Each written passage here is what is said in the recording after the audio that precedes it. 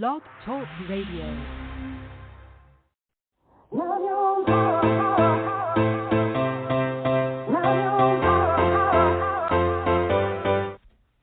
Chatting with Nat is a podcast for independent women seeking to speak their truth and to break down barriers. We host honest conversations that help to guide and empower women. Speak your truth and set yourself free. Let your voice be heard.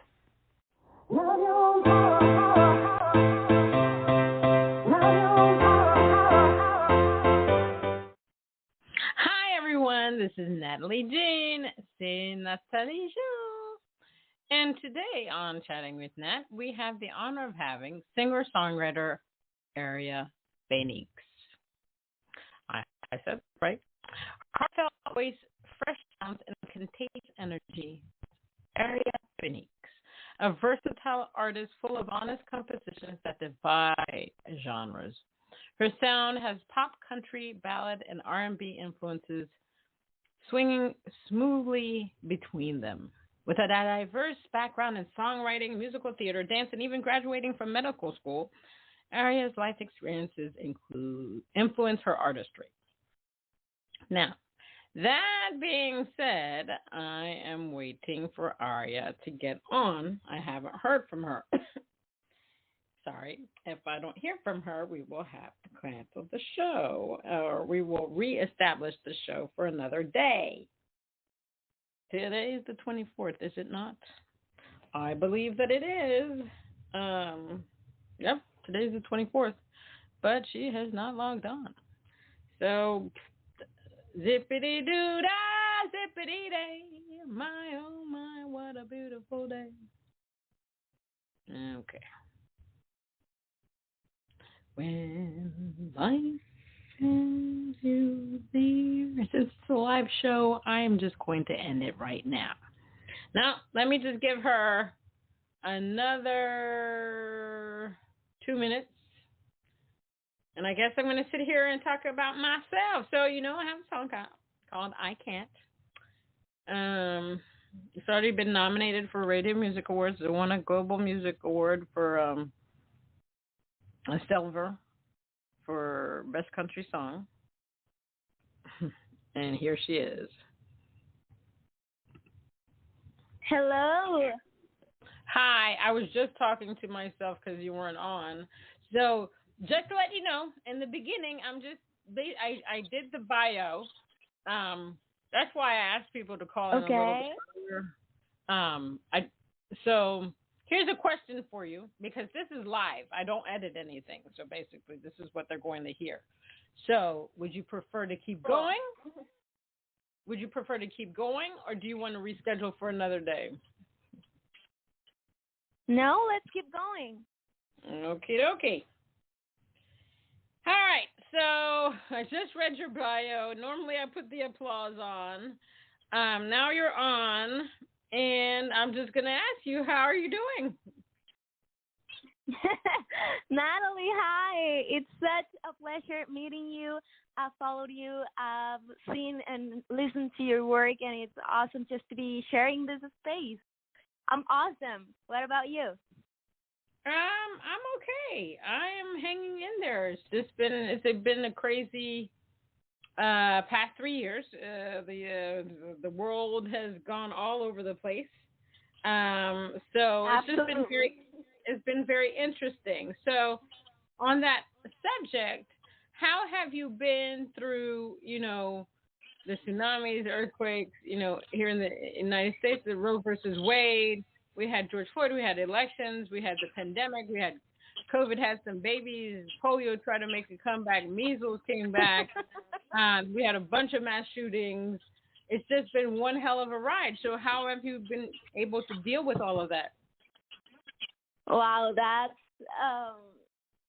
an interesting question that you don't often get asked, and I think here's where just, mental health and keeping your energy grounded and surrounded with great people and trying not to, obviously you need to know what's going on in the world, but, not being connected 24/7 about everything and trying just to shield a little bit your energy. I think that's been crucial for me because obviously that gets you down. We're all human, so it's sad to see all of this happening.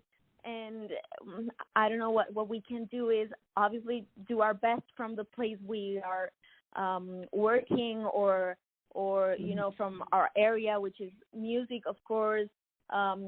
So, but also shielding a little bit ourselves, and, you know, keeping our mental health in a great shape.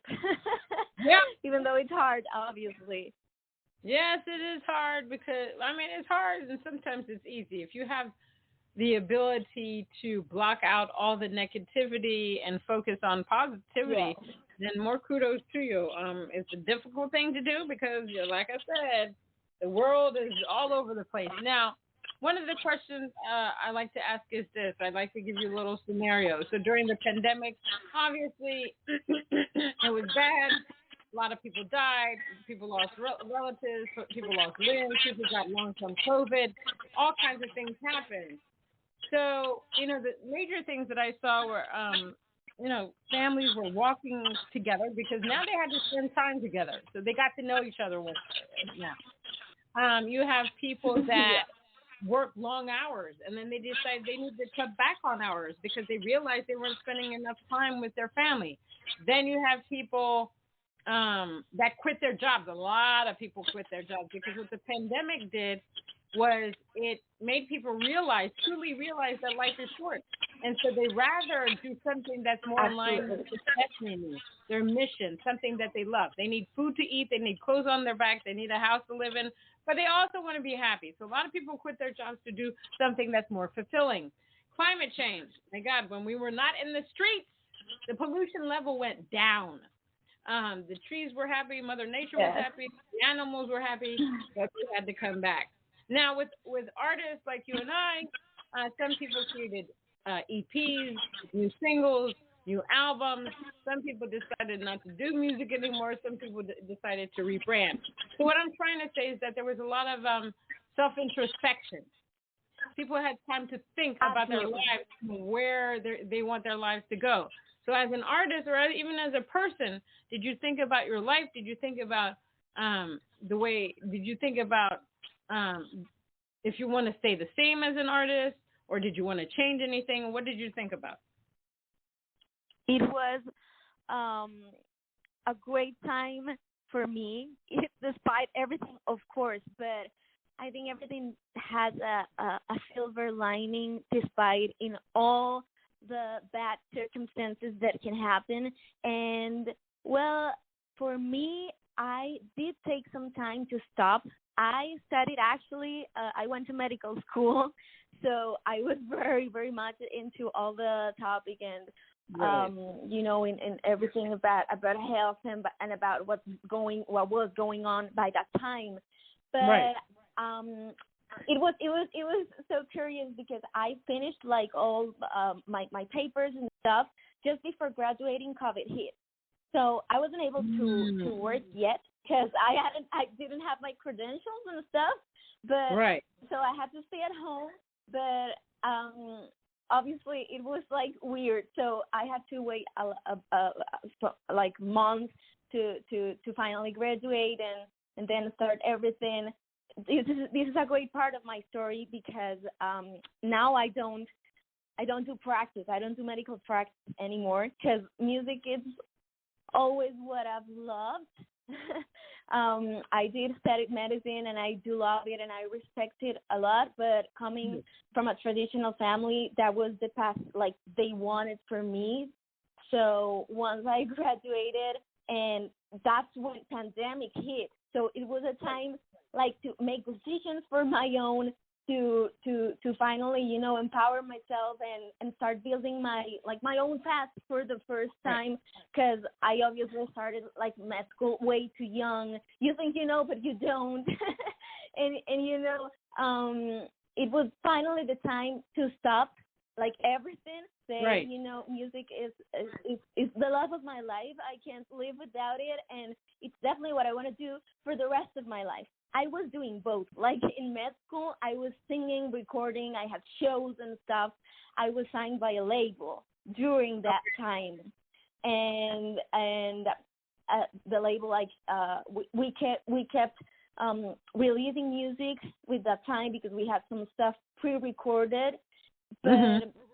definitely during COVID, as you said, we had a lot of time to think, and I decided to end that deal because it wasn't aligned anymore with my being and my essence and my soul. So Okay. I do feel what you were saying about, rebranding or making a deep shift in your career. I was definitely not the artist back then. I realized that once again, I wasn't making my own decisions. They were making it for me the way they wanted me to look, what they wanted me to sing, Right. the genre, the topics, everything. So I do, after pandemic, I decided to end the deal and I take a whole year for myself. It was actually 2021, so we still had COVID, but, not that, it wasn't like that chaotic anymore. Right. And I hear I you. started from the ground as an independent artist. Well, kudos to you for following your heart and your soul and everything that you want to do. Now, when you decided not to, you went through medical school. What does your family think about that? The fact that you said no to medical school and you want to do music full time.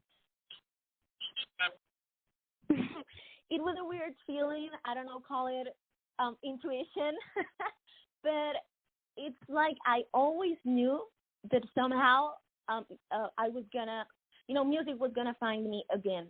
Right. So while I was in medical school, like I never stopped singing like at all. I think Okay. I began medical school like I was 16. I think I actually started very young, and I had my YouTube channel, and I uploaded my covers and original songs. Then a DJ kind of discovered me, and I started recording vocals for DJs and then songwriting for DJs, but not really understanding anything about the industry. Just they were opportunities, and I love singing, so I just went ahead and did it.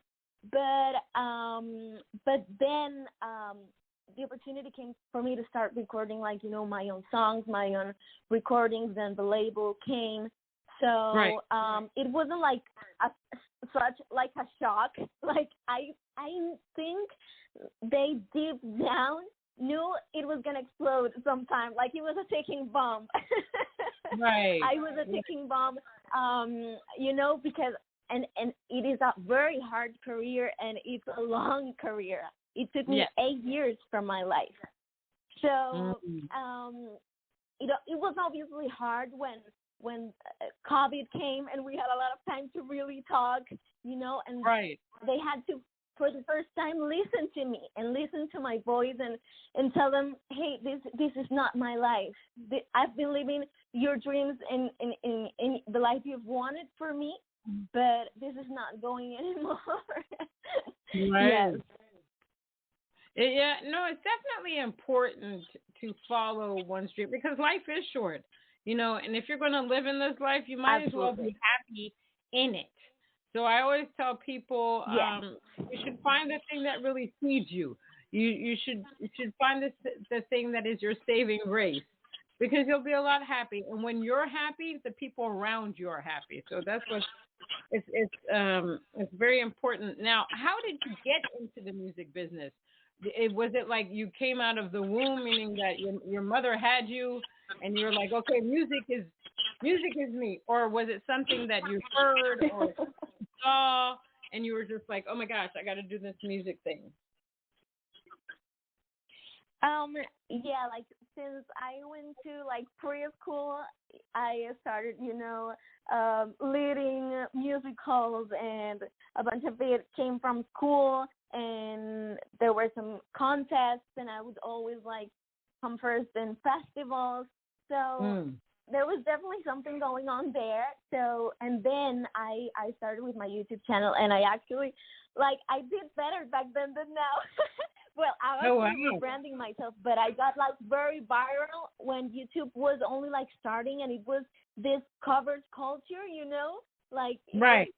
it was like probably uh, uh 2000, I don't know, 10 kind Mm. of, and Right. and and and I got like great fans and great numbers and stuff, and that when I decided to start recording my own songs, because I started songwriting like by the age of 12, Okay. and first first for me, then for some DJs, doing like some EDM pop collabs, like by that time David Guetta and Rihanna did, that Okay. that kind of sound.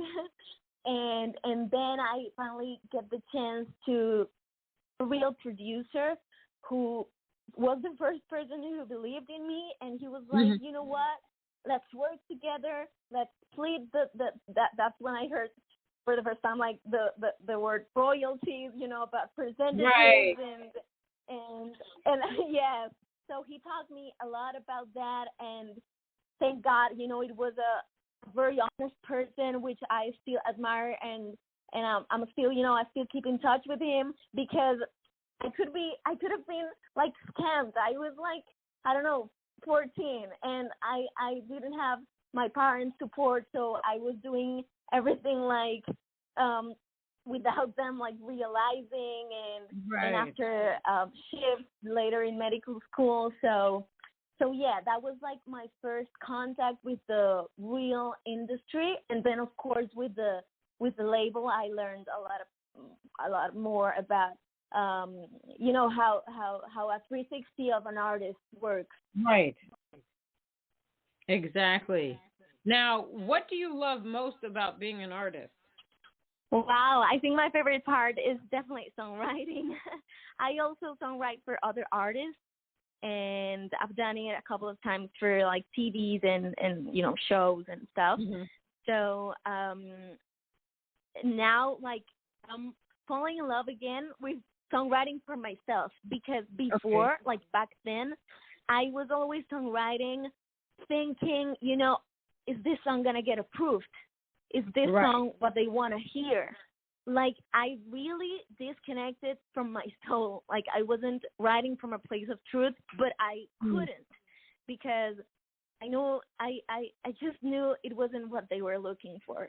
So um I feel so much more like fearless, Right. and I'm just writing from a place of truth and honesty. And yes, I think that process from sitting in the piano and just letting out the words that my soul wants to art my soul wants to sing, like in the Right. moment, that for me is like the most magical part. I love performing too, but definitely I'm falling in love again with songwriting for myself. Great. And how important is it for you to be, yourself? How important is it for you to be authentic in your music, in your artistry?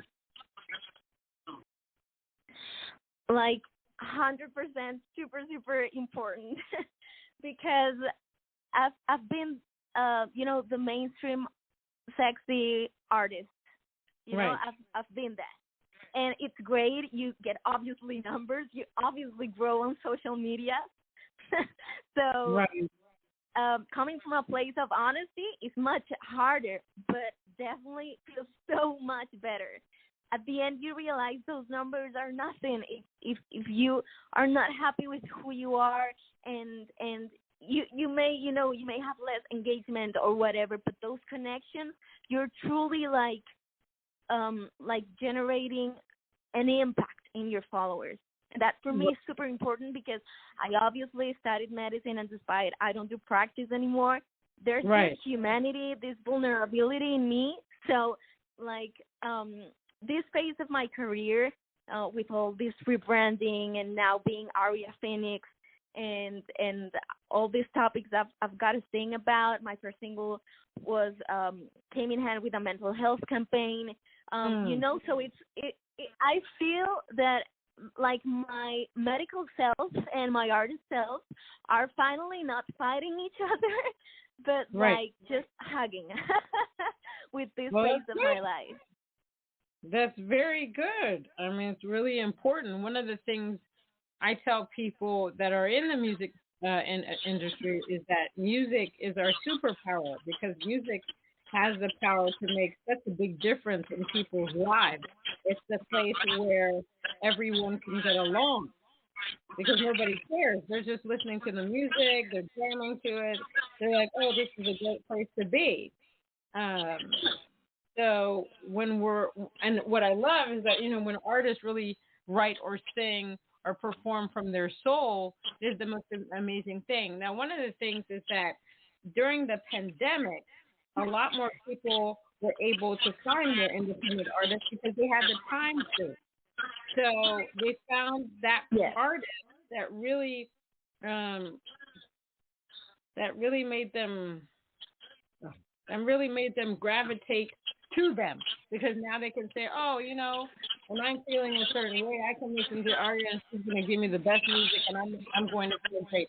Or they can listen to my music and they said, oh, this song is great because now I can vent. I can get angry. I can be happy. I can be sad.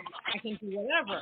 So people were looking for something like hope. They were tired of, the whole fake news and all that crap going on in the world. One of the things I learned about TikTok is that TikTok says the videos that do the best are the people that are being authentic. Not even the mainstream artist videos. It's the people that are just doing regular things. It's almost like when you learn how to eat a pineapple or somebody singing about something going on in their life or somebody just going on TikTok and crying about something because people can relate to that. And a lot of people are looking for more for music that they can relate to, that the person seems to understand. They want they want to fantasize that the artist is like their best friend and they can go to them whenever they need to feel better. So that's why I tell people that music is their superpower. Now, tell me about your song, That's My Baby. What is that about? So that's my baby. Just released. So I'm super excited that I'm sharing this day with you and having all these real conversations. And that's my baby. Is a song I wrote for my boyfriend because I think after all this like introspection and self discovery and self journey to my inner self, I think that finally like opened the door to find someone that is in the same path and like in the same frequency as you, which is something super hard. Yes, it is. So finding totally. So finding a partner like that has really inspired me. He's actually my music producer too. So he is the producer behind That's My Baby and all my songs. And he was like by my side all the time when I quit the label and then when I decided to start from the ground again and create a totally different artist that felt finally like myself. So he's been like the best buddy through all that process that is not easy because finding who you are is never easy and it's also a never ending process, of course. So when I met him, we went we went out on a trip, and it was COVID, but it was like by the countryside, so we kind of like disconnected from the world, and everybody was like, "Where are you? Who is he?" Like your best friends are. What? Who are you? Like, who is him and stuff. They wanted to know all the gossip. So when I came back from this little little adventure we had, and we actually wrote great, amazing songs. My first single came Trip, the mental health one that is very beautiful also. It's called Should I Give Up? So when I came back from that and I went like, to have brunch with my friends and stuff, I was like, okay, girls, I need to tell you something. I met somebody, and he's not like the kind of guys you've seen me dating, you know, Right. because they are the first to judge and to hate when they are not when they don't treat you right, you know, Right, your best exactly. friends. So it's this song about just a girl telling their friends, like, hey, I think I met somebody which I can finally believe this is the one. Because he respects me, and it's like a kind of like a checklist, like, you know, he respects me, he just doesn't judge me from the way I look, what I like, my outfits, something that is so basic, but we get so judged as women, not only by women but also as men, you know. So he finally sees me like for who I am. He's super respectful. He cares and loves his mom, which is like a something that is important for me when I look for a partner. He respects animals. He I mean, it's like this super honest checklist of all the things I admire from him that to me was very, very hard to find. And the song literally starts like, girl, I met somebody. And then that's the starting point to, you know, name all these traits of a very honest relationship. Awesome. All right. Well, let's play it. Yeah. Girl, I met somebody, not the kind I'm used to date. He doesn't criticize the way I dress or talk. He sees me differently. He talks about his feelings, and he's not afraid to cry. He speaks up when something is not fair, and he's kind to animals and plants. That is my baby, a beautiful soul. In his loving arms, I wanna spend the rest of my life, forever and more. That is my baby, so tender and strong. And every night I look up to the sky and I say, thank God. No, no, na na na na.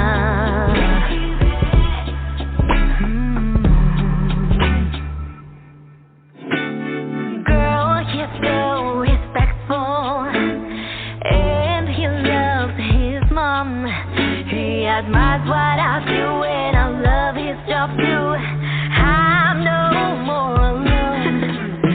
And oh, the way he talks, and oh, the way he walks, he's so fine I could stare all day, I could smell all day. His sexy perfume, that is my baby, a beautiful girl. In his loving arms, I wanna spend the rest of my life, forever and more. That is my baby, so tender but strong. And every night I look up to the sky and I say, thank God.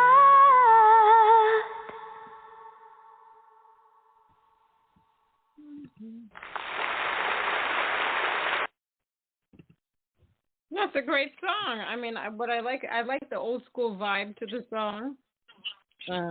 It takes you back to a different era. It's really cool. Really cool. And how does your boyfriend like the song? He loves it. Like when I wrote it, I wrote it in the piano, and then I told him like I wrote a song, but I didn't tell him like it's for you initially, because I Right. wanted to see like his reaction. And but then I tried to sing it and I started crying. Like I bursted in tears and I couldn't sing it. Oh, wow. So it was like, what happened? Come down, but it wasn't like sad tears. They were happy tears, Right. of course, like grateful tears. And then he was like, okay, come down. And then he brought his guitar, and then he also played it too, so I could just try to Right. sing.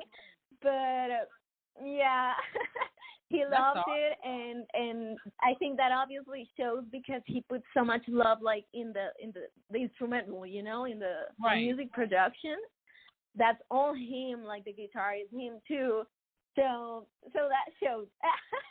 That shows That's he liked it. He did an awesome I job. love that. I love also the old school vibe. Yeah. No, I definitely love that. Now, how do you go about the creative process? How do you decide what you're going to write about? And when you do decide what you're going to write about, how do you go about, getting the melody, the track, the lyrics? Well, for me, it is a little random because it's like kind of, I feel just the intuition. I need to write something. Like there's something Right. I want to write. It's like, I don't know, I always tell people and they laugh, but it's like, I need a pee. But it's a song. It's like a need. Seriously, like a physiological need. And my last single, for example, we were like in the kitchen cooking, and this melody came in, and also a couple of words. So when I feel that, it's like a call, and I try to stop everything, Right. quit whatever I'm doing and prioritize this, because it not always happens. Like I can obviously sit down and create a song. I've had to, writing for other artists and in sessions, obviously, like I can get up to in like songwriting mode, but this random like parts, Yeah. I always try to like follow them and get this melody out of my head and feel the words. Like I used to be like very practical before, because I always felt like my main objective was getting this song approved by the label. So of course, Right. I couldn't, like that didn't have any intuition. So it was more like mechanical and thoughtful to that objective. But now I'm letting myself get carried away by what I'm feeling in the moment, and it feels very like, I don't know, it flows naturally. And I've had like I already have like scheduled like 9 releases ahead, because I try to sense the timing of the year and Right. and what could come best now, like for the month and stuff. So yes, that's how I try to like schedule my releases. But I try just to write when I feel the urge to. That's Right. basically what happens. I the first thing I get is usually like a melody, a main melody. Okay. And then I start getting like some words. It's almost like a vision, but I listen to it in my head.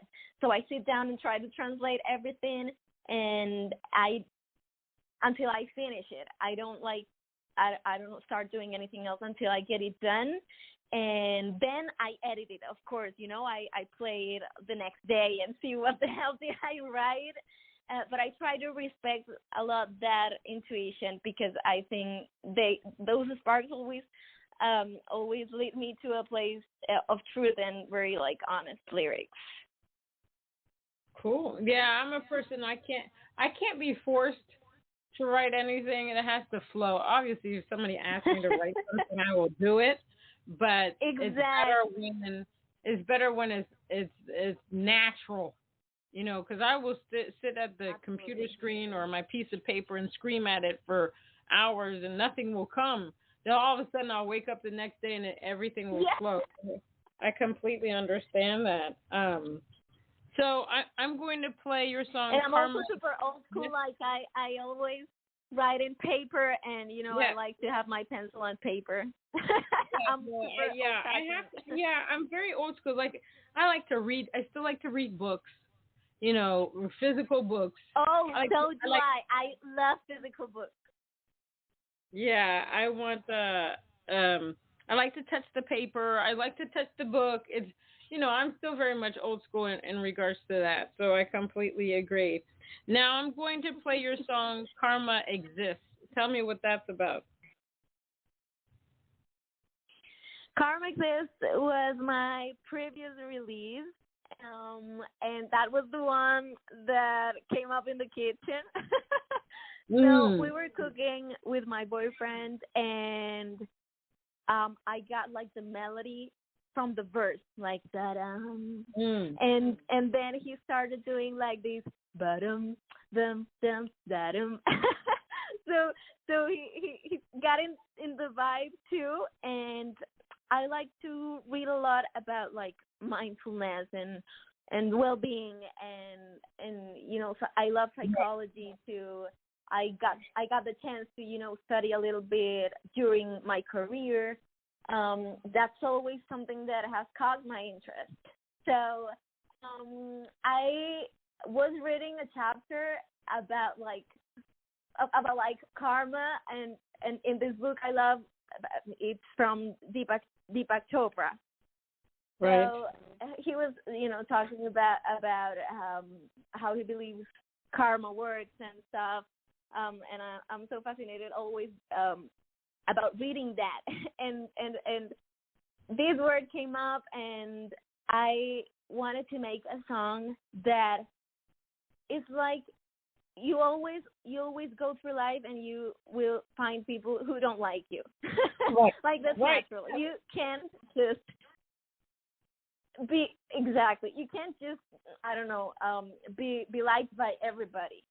So people are always gonna talk, and they're always gonna like gossip and say stuff about you. But you have the final call of like getting affected by that, or just keep going, and getting stronger by all that what happens, and growing and healing.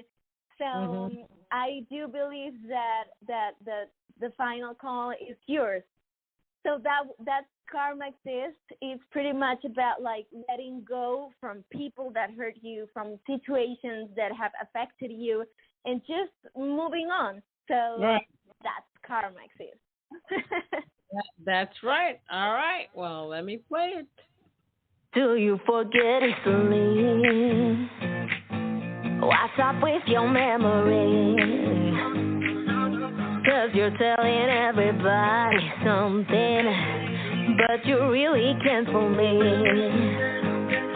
And now I'm usually no drama queen, but with you I can't help me. You get in my nerves, baby, making up stuff about me.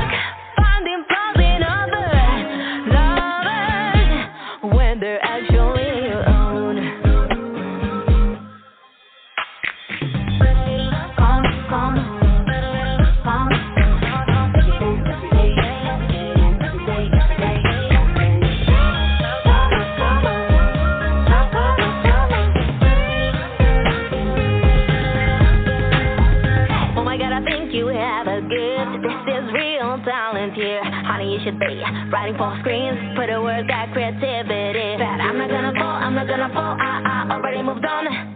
See, I'm not like you, I don't lie about you, but I wouldn't have to, 'cause you did me wrong. Yeah, you hurt me, but I moved on here, and I don't go telling that you. Yeah, I don't worry, I don't keep score. I don't got bad blood, but karma does. Yeah, I don't worry, I don't keep score. I don't got bad blood.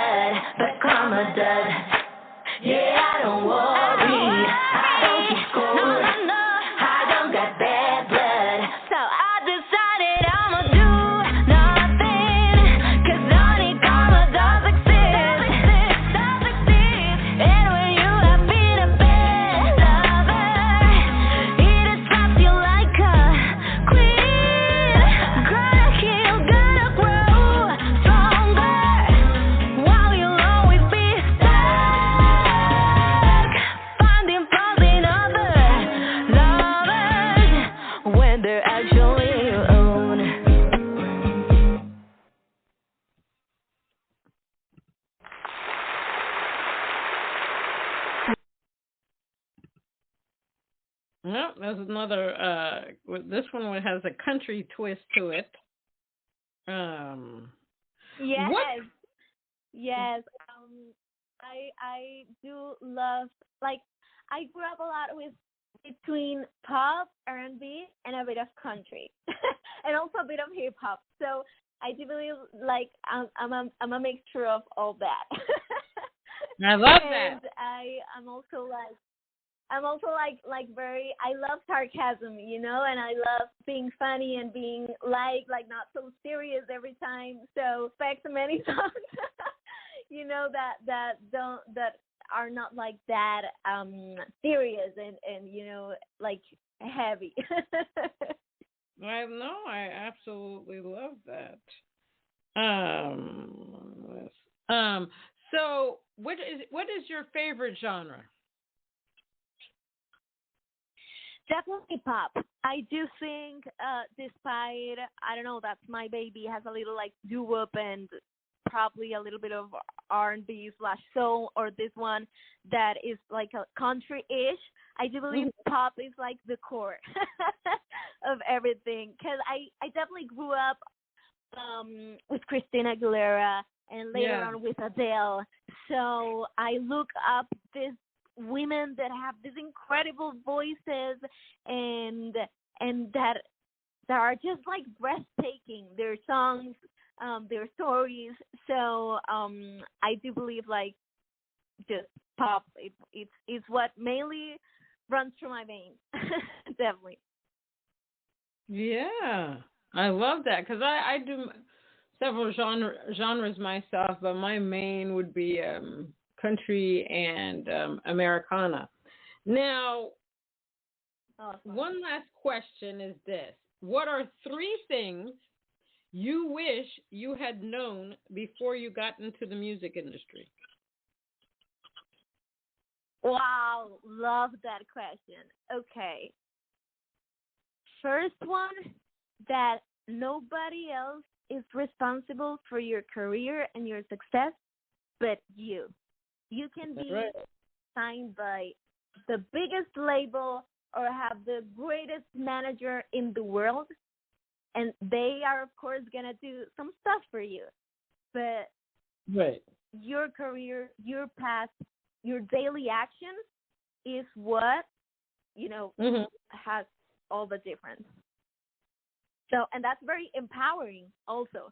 Of Yeah. course, it's so scary, but it's also empowering to know your fate is in nobody's hands but yours. So That's that's right. the first thing.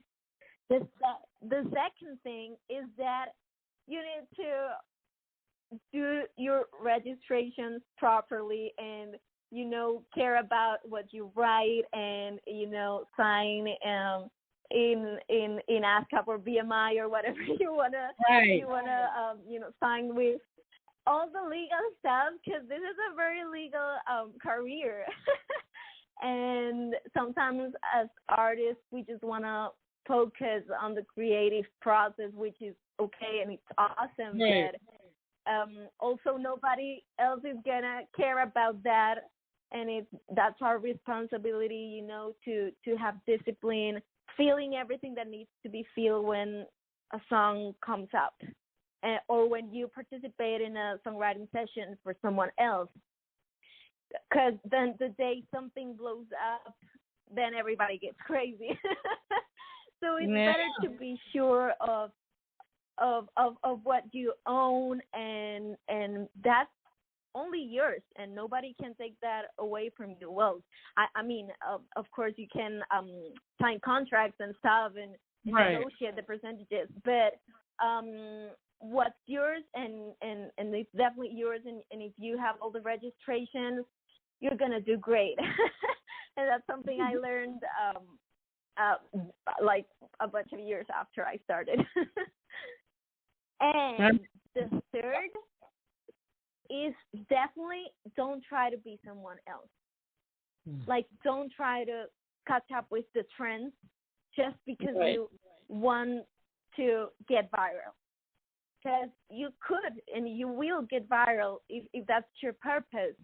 But that is not lasting, and you're going to feel that void later of, not building something for your own that feels authentic and that is really connecting with people. So choosing to be somebody else is definitely not right. It will not feel right for you, and your audience will not connect the same way. And we all have something to bring to the table and to the industry. There are, of course, millions of artists, but nobody is like you. So that would be the third thing, definitely. Yeah, no, the last one, all of the things you said are important, but the last one is the most important because I think people try to change people all the time, and everybody has something to say, and whatever you do, sing it from your soul, be authentic, be yourself. Don't let anybody ever try to change who you are because you'll be miserable. In the end, you know who you are as an artist. You don't have to follow the trends, like you say. And you might create something unique because right now on radio, it's basically the same thing over and over and over and over and over again. And it's time that, things change. Yeah. So I completely agree with you. But, yeah, well, thank you, Aria Fenix, for being on Chatting with Nat. It was my pleasure to have you on the show. Thank you so much, Nat. I had an awesome time. I love these spaces where you can, get real. So thank you for all the honesty, for your energy, and I wish you the best. Thank you so much for having me. Same here. All right, everybody. That was singer-songwriter Aria Fenix on Chatting with Nat. If you want to find her, she's on Instagram at MAFEAL. That's Alvarez. MAFEALVAREZ.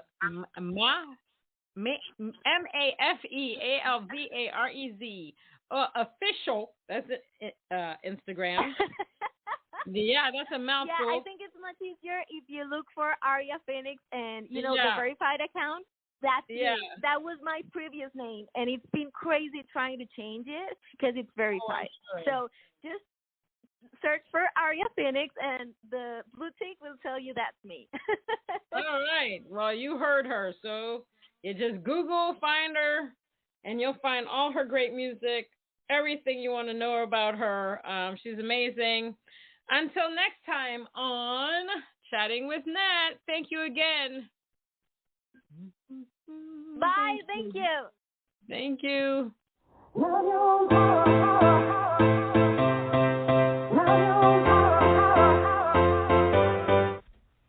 Chatting with Nat is a podcast for independent women seeking to speak their truth and to break down barriers. We host honest conversations that help to guide and empower women. Speak your truth and set yourself free. Let your voice be heard.